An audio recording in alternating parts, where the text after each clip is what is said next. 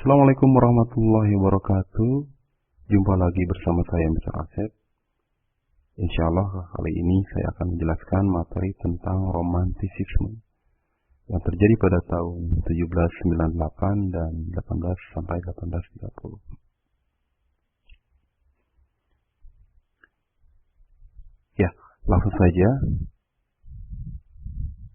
kita awali pembahasan kita dengan memahami pengertian dari romantisme. Jadi romantic has come to mean basically two things. Jadi dua pengertian dari romantisme. Yang pertama adalah mencintai ya, atau perasaan saling mencintai antara laki-laki dan perempuan. Yang kedua adalah cara pandang kita terhadap dunia, gitu. Jadi bagaimana kita mempersepsikan dunia sebagai sesuatu, atau bagaimana cara kita mempersepsikan dunia yang visioner. Selanjutnya,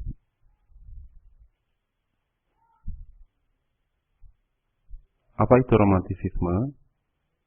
Romantisisme adalah gerakan sastra yang lebih mengutamakan sensibilitas yang terjadi di British dan di seluruh Eropa dari tahun 1770 sampai 1848. Kemudian secara intelektual ditandai dengan reaksi keras terhadap Enlightenment. Enlightenment itu seperti kita ketahui ada Renaissance, ada Aufklärung, ya zaman-zaman masa pencerahan atau Age of Reason.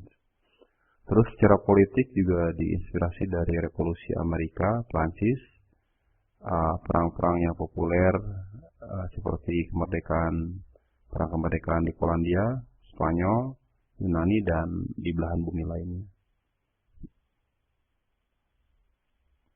Secara emosional, romantisisme mengungkapkan tentang pernyataan yang ekstrim dari diri dan juga nilai dari pengalaman individu, dan lebih mengutamakan keagungan dari egoisme atau sikap egois, bersama dengan perasaan yang tak terbatas dan transendental. Kemudian secara sosial lebih mengutamakan penyebab-penyebab progresif, meskipun dianggap hal tersebut membuat frustasi dan menghasilkan sudut pandang yang suram, gitu kan, muram dan keputusasaan.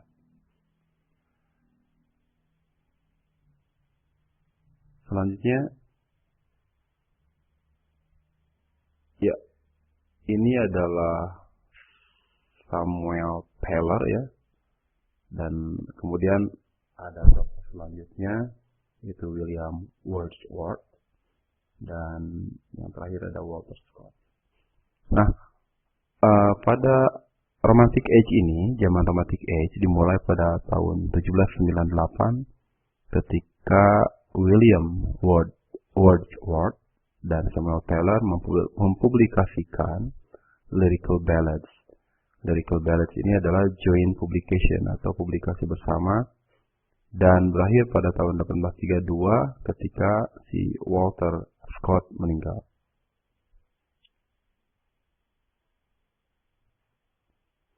Nah, pengertiannya ya. Jadi literaturnya atau sastranya lebih menggambarkan masalah emosi ketimbang dalam bentuk imajinatif. Jadi kurang lebih karakteristik dari sastra yang ada pada zaman romantisisme lebih menggambarkan keadaan emosi dalam bentuknya yang imajinatif. Juga kebebasan dalam sastra, imajinasi, emosi, dan kebebasan adalah poin utama dalam romantisisme. Kemudian romantisisme juga menekankan ekspresi diri dan juga keunikan dari individu. Next. Nah, romantisisme melihat perbedaan atau terjadi perbedaan, pergeseran antara classical age sama romantic age. Di sini pada zaman classical age ini jadi dia lebih keyakinan itu berdasarkan reason atau alasan gitu kan. Ada alasannya, alasan logis dan sebagainya.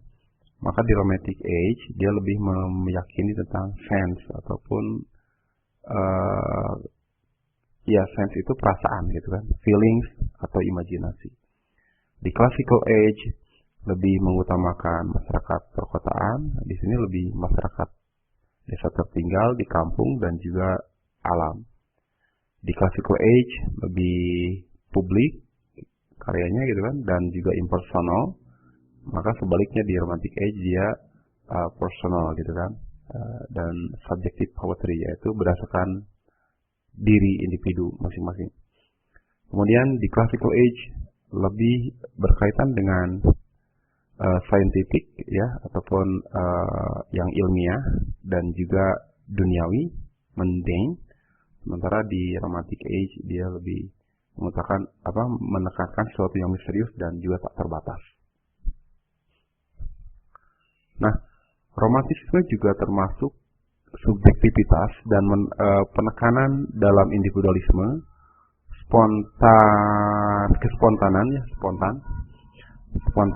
spontaneity dan juga kebebasan terhadap aturan dan pengabdian is superior to beauty solitary life. Jadi lebih menekankan kehidupan yang soliter lah gitu.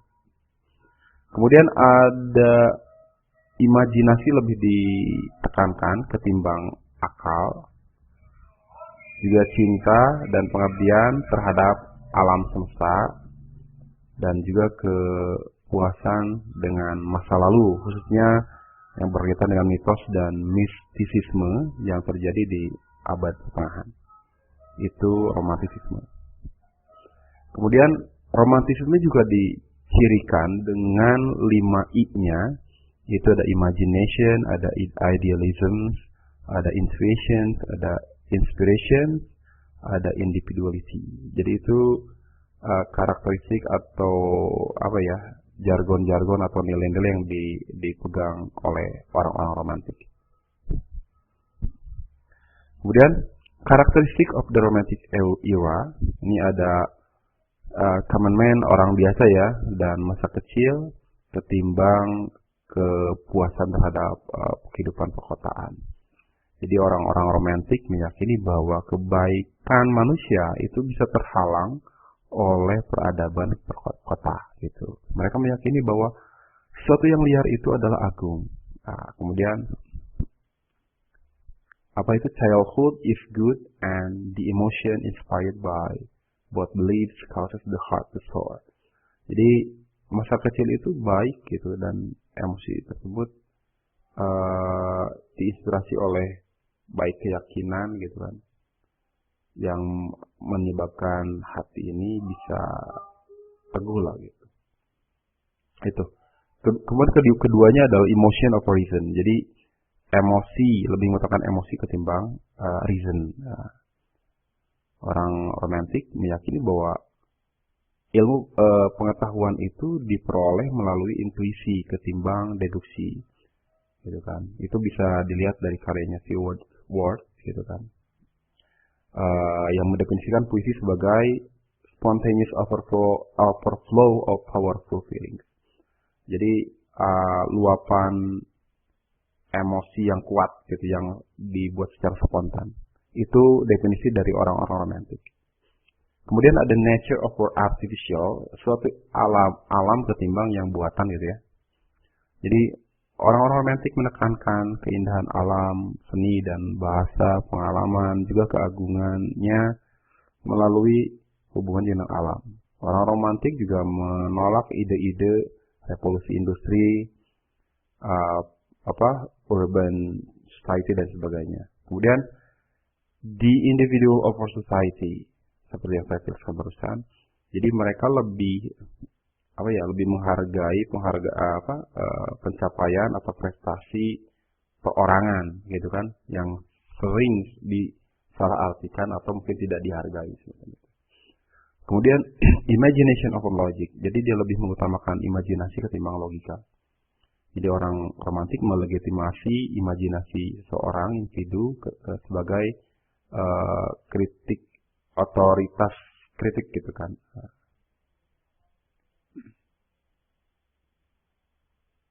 Nah, ini perbedaannya.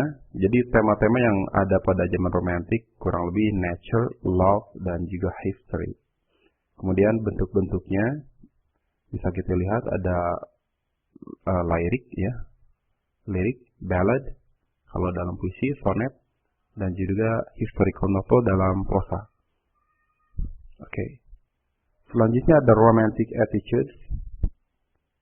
Romantic attitude ini lebih menekankan sensibility, kepekaan, juga melancholy, individualisme, dan rebelliousness ataupun pembangkangan semacam itu. Next. Nah, ini adalah generasi pertama dari para penyair romantik. Ada William Blake, ada William Wordsworth, ada juga Coleridge.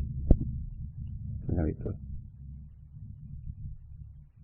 Kemudian ini William Blake, dia lahir tanggal 28 November 1757 di London, England, dan meninggal 12 Agustus 1827 di usia 69 London, England, dan pekerjaannya sebagai puisi dan juga pelukis ya, gitu.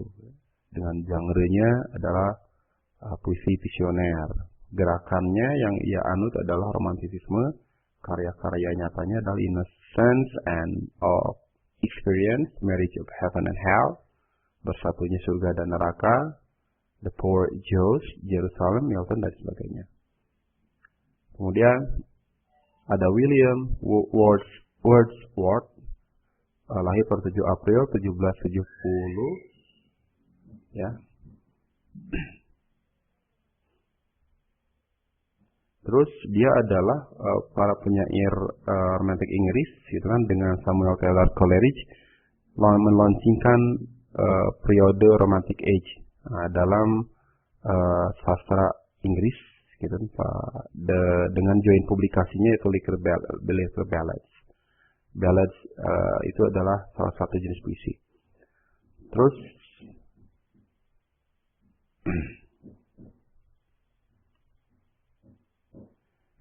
si Wordsworth juga dia terkenal tercatat sebagai penyair England sampai meninggal gitu kan pada tahun 1850. Dan selanjutnya ada Samuel Taylor Coleridge. Dia lahir pada 21 Oktober 1772 itu kan di England, meninggal pada 5 Juli 1834 pada usia 61. Dan pekerjaannya sebagai penyair dan filosof dan juga kritikus, sama literary movement-nya adalah romanticism. Nah, kemudian ada generasi kedua dari romantik, penyair romantik. Ada Byron, ada juga John Keats, ada juga Percy Bysshe Shelley. Susah bacanya ya. Nah, langsung saja dipercepat. Ini ada Percy Bysshe Shelley. Silakan saja, nanti lahir pada 4 Agustus 1792. Kemudian meninggal pada 8 Juli 1822 di Kerajaan Sardinia, sekarang menjadi Italia. Pekerjaannya sebagai puisi, pembuat drama, esayis, dan juga novelis. Kemudian pergerakannya adalah romantisisme. Berikutnya ada John Keats, lahir pada 30 Oktober 1795 di Moorgate, London, England, meninggal pada 23 Februari 1821 pada usia 25. Pekerjaan sebagai puisi, penyair, ya, mematernya King's College London, dan pergerakannya romantisisme. Kemudian ada Lord Byron. Lord Byron ini lahir di George Gordon Byron, meninggal pada 19 April 1824 di usia 36, mifologi Ottoman Empire. Nah, jadi dia meninggal di wilayahnya Turki Utsmani yang sekarang jadi Greece atau Yunani. Jadi Turki Utsmani dulu wilayah kuasanya cukup luas gitu.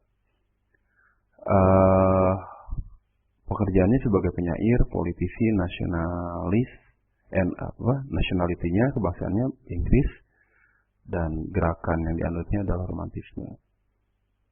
Itu Lord Byron. Kemudian ada literary criticism atau kritik sastra. Tokohnya ada William Hazlitt, ada Thomas D. Quincy, ada juga Charles Lamb, dan ada juga Samuel Taylor Coleridge. Nah, debate over the artistic value. Jadi perdebatan atas nilai artistik, juga nilai utilitarian atau nilai fungsional atau kegunaan dalam kritik sastra. Ini terlihat dalam Edinburgh Review dan Quarterly Review.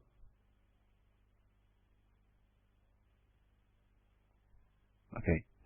Dan kritik sastra menjadi selera penentu dari suka dan tidaknya suatu karya sastra. Gitu. Selanjutnya ada historical novels. Ini nama tokohnya adalah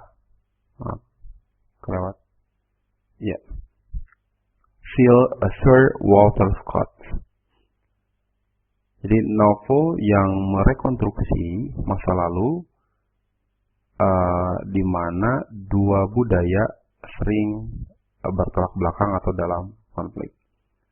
Nah, karakter fiksi ini berinteraksi dengan tokoh-tokoh dalam sejarah, dalam events atau kejadian yang aktual atau kejadian nyata begitu. Jadi dikombinasikan antara tokoh fiksi dan juga tokoh sejarah yang nyata begitu dalam kisah yang nyata. Sir Walter Scott lahir 1771 sampai 1832 dianggap sebagai bapak dari historical novel. Judulnya The Waverley Novels and Ivanhoe pada tahun 1814 sampai 1819.